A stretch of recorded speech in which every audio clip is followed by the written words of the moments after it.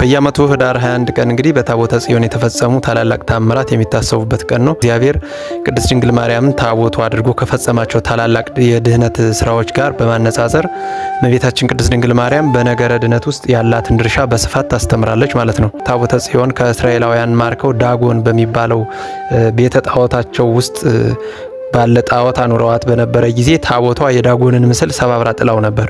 ታቦተ ጽዮን እመቤታችን የቅድስት ድንግል ማርያም ምሳሌ ስትሆን በውስጧ የያዘችው የሕጉ ጽላትም የጌታችን የመድኃኒታችን ኢየሱስ ክርስቶስ ምሳሌ ነው። ጽዮን ማለት እመቤታችን ቅድስት ድንግል ማርያም ናት ወይም አይደለችም ወይ ለሚለው ጥያቄ መልሳችን የሚሆነው ጽዮን ማለት በቀጥታ እመቤታችን ቅድስት ድንግል ማርያም አይደለችም።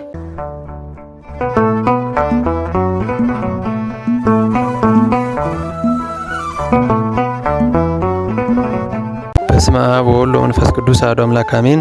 ውድ የእግዚአብሔር ቤተሰቦች የእመቤታችን የቅድስት ድንግል ማርያም ወዳጆች እንደምንሰነበታችሁ፣ እንኳን ለህዳር ጽዮን ዓመታዊ ክብረ በዓል በሰላም አደረሳችሁ። በዛሬ ቪዲዮአችን ህዳር 21 ቀን በየዓመቱ የሚከበረው የህዳር ጽዮን በዓል ለምን ይከበራል? ይህስ በዓል የታቦተ ጽዮን ወይስ የእመቤታችን የቅድስት ድንግል ማርያም በዓል ነው የሚሉትን ነገሮች እናያለን። ለቻናላችን አዲስ የሆናችሁ ቻናላችንን ሰብስክራይብ በማድረግ ጀምሩ። በየዓመቱ ህዳር 21 ቀን እንግዲህ በታቦተ ጽዮን የተፈጸሙ ታላላቅ ታምራት የሚታሰቡበት ቀን ነው። በዚህ ቀን ቅድስት ቤተክርስቲያናችን የታቦተ ጽዮንን ታምራት እግዚአብሔር ቅድስት ድንግል ማርያምን ታቦቱ አድርጎ ከፈጸማቸው ታላላቅ የድህነት ስራዎች ጋር በማነጻጸር እመቤታችን ቅድስት ድንግል ማርያም በነገረ ድህነት ውስጥ ያላትን ድርሻ በስፋት ታስተምራለች ማለት ነው። ለምሳሌ እስራኤላውያን ባሕረ ዮርዳኖስን ባቋረጡበት ወቅት ታቦተ ጽዮንን የተሸከሙ ካህናት እግራቸው የዮርዳኖስን ባህር በመንካቱ ባህሩ ለሁለት ተከፍሎ ነበር። ይህንን ታሪክም ጌታችን መድኃኒታችን ኢየሱስ ክርስቶስ ከቅድስት ድንግል ማርያም በስጋ በመወለድና ጥምቀትን በመመስረት ከሰይጣን ባርነት ወደ እግዚአብሔር ልጅነት እንዳሻገረን በማመስጠር ቤተክርስቲያናችን ታስተምርበታለች። ፍልስጤማውያን ከእስራኤላውያን ጋር ውጊያ በገጠሙበት ወቅት ታቦተ ጽዮን ከእስራኤላውያን ማርከው ዳጎን በሚባለው ቤተ ጣዖታቸው ውስጥ ባለ ጣዖት አኑረዋት በነበረ ጊዜ ታቦቷ የዳጎንን ምስል ሰባብራ ጥላው ነበር። ቅድስት ቤተክርስቲያናችን ይህን ታሪክ እንደ ምሳሌ በመጠቀም ከቅድስት ድንግል ማርያም በተወለደው በጌታችን በመድኃኒታችን በኢየሱስ ክርስቶስ አማካኝነት ከአምልኮ ጣዖት ወጥተን አንድ አምላክ ወደ ማምለክ ስለመመለሳችን በእመቤታችን ምክንያት ስለተደረገልን የእግዚአብሔር ቸርነት ትምህርት ትሰጥበታለች ማለት ነው። እግዚአብሔር አምላክ ሕዝበ እስራኤልን ከግብጽ ባርነት ካወጣቸው በኋላ የአምልኮ ስርዓትን ይፈጽሙበት ዘንድ የምስክሩን ድንኳን የቃል ኪዳኗን ታቦትና ለአምልኮ ስርዓቱ ማከናወኛ የሚያገለግሉ ልዩ ልዩ ንዋያተ ቅድሳትን እንዲሰሩ አዟቸው ነበር። ከቃል ኪዳኗ ታቦት ውስጥም በእግዚአብሔር ጣት 10ቱ ትእዛዛት የተጻፉባት የሕጉ ጽላት 40 ዓመት ሙሉ እስራኤላውያን በሲና ምድረ በዳ የተመገቡትን መና የያዘች መሶበ ወርቅ እንዲሁም አሮን ለክህነት አገልግሎት ስለመመረጡ ምስክር የሆነችው ለምልማና ውሃ ሳያጠጧት ለምልማና ፍሬ አፍርታ የተገኘችው የአሮን በትር ይገኙበታል። ከነዚህ ውስጥ ማለት ነው። ደብተራ ድንኳኗን በውስጧ የሚገኙ ንዋያተ ቅድሳትን እግዚአብሔር በሙሴ ሲያሰራ ለሰማያዊ ምስጢር ምሳሌ እና ጥላ ናቸውና ተጠንቅቆ እንዲሰራቸው ትእዛዝ ሰጥቶት ነበር።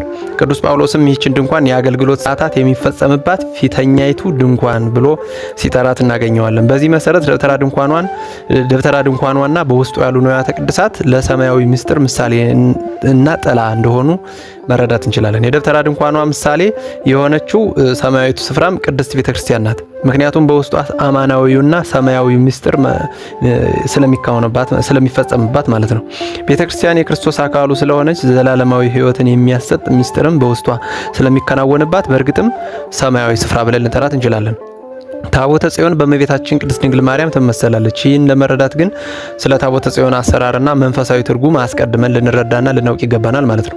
ኦሪት ዘጸአት ምዕራፍ 25 ቁጥር 9 ላይ እንደምናገኘው እግዚአብሔር አምላክ ታቦተ ጽዮንን እንዲሰራ ብልሃትን፣ ጥበብን፣ ማስተዋልን፣ እውቀትን ይለይ ዘንድ መንፈሱን ያሳደረበትን ከይሁዳ ወገን የሆነውን ባስልኤልን መርጦታል። አንድ ሰው መርጧል ማለት ነው።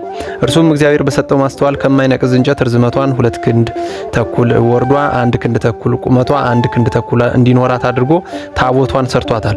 በመቀጠል በውስጥም በውጭም በጥሩር ወርቅ ለበጣት። ከታቦቷም ዙሪያ የወርቅ አክሊልን አድርጎላታል። እንዲሁም ካህናት ታቦተ ጽዮንን ለመሸከም እንዲረዳቸው በአራቱም ማዕዘናት በወርቅ የተሰሩ ቀለበቶችንና በእነርሱም ውስጥ የሚገቡ 2 መሎጊያዎችን ወይም መያዣዎችን ሰርቶላታል። ከጥሩ ወርቅም የስርየት መክደኛውን በቃል ኪዳን ታቦቷ ላይ በርዝመቷና በወርዷ ልክ ሰርቷል። የስርየት መክደኛዋን እንዲጋርዶት አድርጎም ጥሩ ከሆነ ከተቀጠቀጠ ወርቅ ኪሩቤልን ስሎ በስርየት መክደኛው ግራና ቀኝ ያስቀምጠዋል ማለት ነው። እነዚህ በጥሩ ወርቅ የተሰሩት 2ቱ ኪሩቤል ፊታቸው ወደ ስርየት መክደኛው ሆኖ እርስ በርሳቸው እንዲተያዩ ተደርጎ የተሰሩ ናቸው ሁለቱ። በዚህ በስርየት መክደኛው በሁለቱ ኪሩቤል መካከል እግዚአብሔር ለሙሴ የተገለጠ ሰው ከባልንጀራው ጋር እንደሚነጋገር በግልጽ ያነጋገረው ነበር። ለሕዝቡም በደመና አምድ ይታያቸው ነበር ማለት ነው። ወደ ሚስጥሩ ትርጓሜ ስንመለስም ታቦተ ጽዮን እመቤታችን የቅድስት ድንግል ማርያም ምሳሌ ስትሆን በውስጧ የያዘችው የሕጉ ጽላትም የጌታችን የመድኃኒታችን ኢየሱስ ክርስቶስ ምሳሌ ነው። ታቦቷ ከማይነቅዝ እንጨት መሰራቷ የእመቤታችንን ንጽሕና የሚያመለክት ሲሆን በውጭም በውስጥም በጥሩር ወርቅ መለበጧ ደግሞ ቅድስናዋንና በሁለት ወገን ድንግል መሆኗን በስጋም በነፍስም ድንግል መሆኗን የሚያሳይ ነው ማለት ነው። ታቦተ ጽዮን በግራና በቀኝ በኩል በተዘጋጁ 4 ከወርቅ የተሰሩ ቀለበቶች ነበሯት። በእነዚህ የወርቅ ቀለበቶች ውስጥም 2 መሎጊያዎች ይገቡባቸው ነበር። ታቦቷን ለማንቀሳቀስ ባስፈለገ ጊዜ 4 ሌዋውያን ካህናት በመሎጊያዎቹ ይሸከሟታል ማለት ነው። ይህ ስርዓት በትንቢተ ኢሳይያስ ምዕራፍ 6 ቁጥር 1 ላይ እና ትንቢተ ሕዝቅኤል ምዕራፍ 1 ቁጥር 1 ላይም እንደምናገኘው በሰማያትም የሚታይ እውነታና ሰማያዊ ስርዓት ነው። ምክንያቱም የጌታን መንበር ገጸ ሰብ፣ ገጸ ንስር፣ ገጸ ላይምና ገጸ አንበሳ ያላቸው 40ቱ እንስሳት ወይም ኪሩቤል ስለሚሸከሙት ማለት ነው። ለአማናዊቷ ታቦት ለቅድስት ድንግል ማርያም በትንቢተ ኢሳይያስ ምዕራፍ 52 ቁጥር 7 ላይ እንደምናገኘው ሰላምን የሚያወሩ መልካም የምስራችንም የሚናገሩ መድኃኒትንም የሚያወሩ ጽዮንንም አምላክሽ ነግሷል የሚሉ እግሮቻቸው በተራሮች ላይ እጅግ ያማሩ የእርሷንና የጌታችን የመድኃኒታችን ኢየሱስ ክርስቶስን ስም ተሸክመው ወንጌልን ለዓለም ሁሉ የሚሰብኩ ኦርቶዶክሳውያን መምህራን አሏት ማለት ነው። የስርየት መክደኛው መቀመጫው የንጹሃን አንስት መክደኛው ደግሞ የንጹሃን አበው ግራና ቀኙ የሐናና የኢያቄም ምሳሌ ሆኖ እናገኘዋለን። በክንፎቻቸው የጋረዱት ኪሩቤልም የጠባቂው መልአክ ቅዱስ ሚካኤልና የአብሳሪው መልአክ ቅዱስ ገብርኤል ምሳሌዎች ናቸው ማለት ነው። የስርየት መክደኛው ስርየቱ የሚፈጸምበት ስፍራ ቢሆንም ነገር ግን በዚህ ቦታ ምንም አይነት መስዋዕት አይቀርብም ነበረ። ይህም በጊዜው አማናዊ መስዋዕት ገና እንዳልተሰዋ የሚያስገነዝበን ነገር ነው። ይህ ስፍራ እግዚአብሔር ለሙሴ የሚገለጥበት ቦታ ነው። ከእርሱ ውጭ ሌላ ነገር በዚያ ላይ ማረፍ አይችልም ነበር ማለት ነው። ከዚህም የምናስተውለው አንድ ሚስጥር አለ። ይኸውም እግዚአብሔር አምላክ ለአዳም የገባውን ቃል ኪዳን ሊፈጽም ሰው በሆነ ጊዜ ራሱን መስዋዕት አድርጎ የሚያቀርብበት ልዩ ስፍራ እያዘጋጀ እንደሆነ ያመላክተናል ማለት ነው።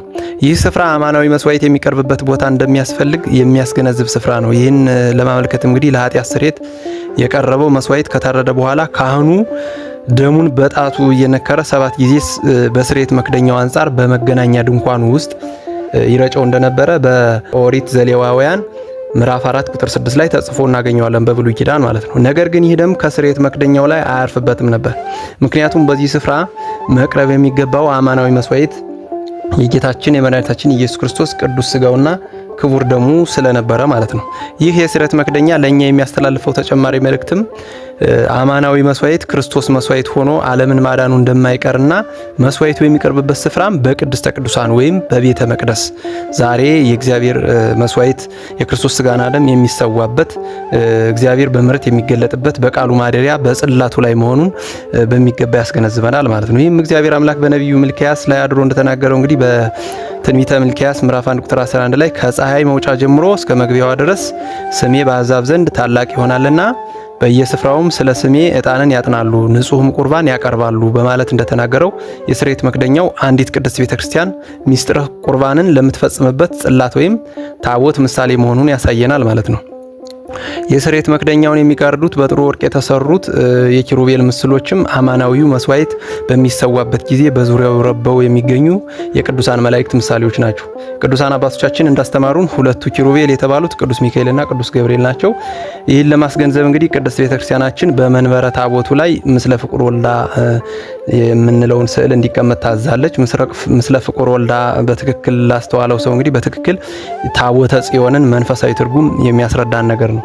ታቦተ ጽዮን ከሌሎች የብሉይ ኪዳን ንዋያተ ቅድሳት በተለየ መልኩ እጅግ ግሩም የሆነ ሚስጥርን በውስጧ ይዛለች። ይህን ድንቅ ሚስጥር እንግዲህ ለመረዳት አንድ ምሳሌ ብንመለከት በአንደኛ ሳሙኤል ምዕራፍ 6 ቁጥር 12 ላይ ንጉሥ ዳዊት የእግዚአብሔርን የቃል ኪዳኑን ታቦት ወደ ጽዮን ከተማ ባስመጣበት ወቅት በታቦቷ ፊት በሙሉ ኃይሉ በደስታ እየዘለለ እግዚአብሔር መንፈሳዊ መዝሙርን ለእግዚአብሔር አቅርቦ ነበር።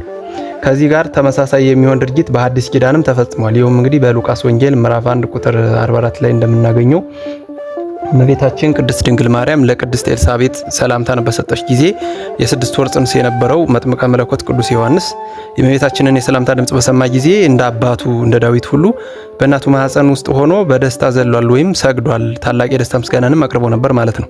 ቅዱስ ዳዊት በቃል ኪዳኑ ታቦት ፊት እየተደሰተ ለአምላኩ ምስጋና ቅኔን መቀኘቱም ለሰው ልጆች ሁሉ የመዳናችን ምክንያት የሆነችውን ቅድስት ድንግል ማርያምንና ልጇን በቃል ኪዳኗ ታቦት በኩል አስቀድሞ በአይነ ህሊና በትንቢት መነጽር ተመልክቷቸው ስለነበረ ነው። ነገራችንን ለመጠቅለል ያክል እንግዲህ ጽዮን ማለት እመቤታችን ቅድስት ድንግል ማርያም ናት ወይም አይደለችም ወይ ለሚለው ጥያቄ መልሳችን የሚሆነው ጽዮን ማለት በቀጥታ እመቤታችን ቅድስት ድንግል ማርያም አይደለችም።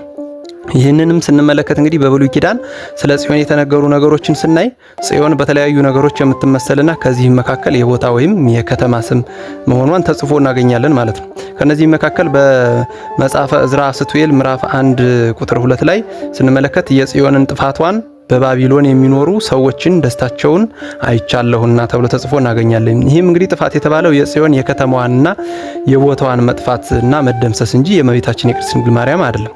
ሁለተኛ ሌላው ደግሞ በዛው በመጽሐፈ ዕዝራ ስትዌል ምዕራፍ 9 ቁጥር 23 ላይ ደግሞ ከዚህ ሁሉ የሚበልጥ ጽዮን ጠፋች ክብሯም በእርሷ ወጣ ተብሎ ተጽፎ እናገኛለን። እንዲሁም በመኃልየ መኃልይ ዘሰሎሞን ምዕራፍ 3 ቁጥር 11 ላይ እናንተ የጽዮን ቆነጃጅት ተብሎ የተነገረው በጽዮን በከተማዋና በቦታዋ የሚገኙ አንስቶችን ወይም ቆነጃጅትን እንጂ ይህ ከእመቤታችን ከቅድስት ድንግል ማርያም ጋር የሚያገናኘው ነገር የለም ማለት ነው። እንዲሁም በትንቢተ ኢሳይያስ ምዕራፍ 64 ቁጥር 10 ላይ ጽዮን ምድረ በዳ ኢየሩሳሌምም ውድማ ሆነች ተብሎ የተነገረውም እንዲሁ ስለ ቦታዋ ነው። እኒህና የመሳሰሉት የመጽሐፍ ቅዱስ ክፍሎች ስንመለከት ጽዮን ማለት እመቤታችን ቅድስት ድንግል ማርያም ማለት ብቻ እንዳልሆነች እናስተውላለን ማለት ነው። ነገር ግን በጊዜው በታቦተ ጽዮንና በቦታዋ ወይም በከተማዋ ጽዮን ላይ የተነገረው አማናዊ ሆኖ ፍጻሜውን ያገኘው በእመቤታችን በቅድስት ድንግል ማርያምና በልጇ በክርስቶስ ነው ማለት ነው። ስለዚህ እመቤታችን ቅድስት ድንግል ማርያም በጽዮን ትመሰላለችና ብዙ የተነገሩ ትንቢቶች በጽዮን ምሳሌነት የተነገሩት ለቅድስት ድንግል ማርያም መሆኑን ልብ ልንል ይገባል ማለት ነው። አስተማረን የመከረን የአባቶቻችን አምላክ ስሙ የተመሰገነ ይሁን። የእግዚአብሔር ቸርነት የመላእክት የቅዱሳንም ተራዳኢነት ጸጋና በረከታቸው አይለየን።